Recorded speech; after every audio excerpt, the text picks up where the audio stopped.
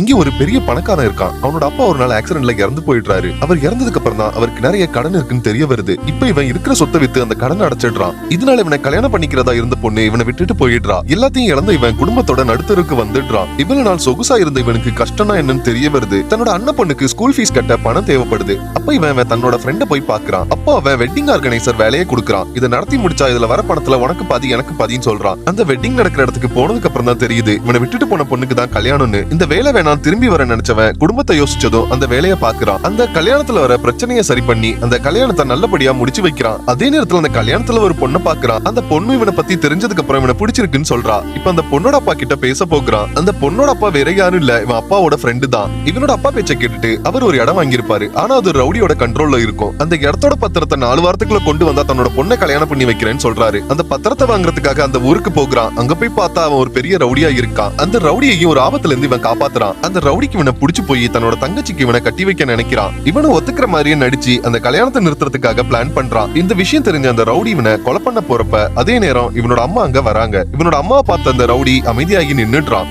ஏன்னா இவனோட தங்கச்சை காப்பாத்த போறப்பதான் இவனோட அப்பா ஆக்சிடென்ட்ல இறந்து போயிருப்பாரு. சாகரத்துக்கு முன்னாடி அவன் தங்கச்சி கிட்ட அந்த சொத்தை எப்படியாவது வாங்கி தான் ஃப்ரெண்டு கிட்ட கொடுக்க சொல்லி செத்துருப்பாரு. தான் தப்ப உணர்ந்த அந்த ரவுடி அந்த பத்திரத்தை கொண்டு வந்து இவன் கிட்ட கொடுத்து மன்னிப்பு கேட்கிறான். இப்ப இவனும் தான் சொன்ன மாதிரி அந்த பத்திரத்தை கொண்டு போய் தான் லவ் பண்ற பொண்ணோட அப்பா கிட்ட கொடுக்கறான்.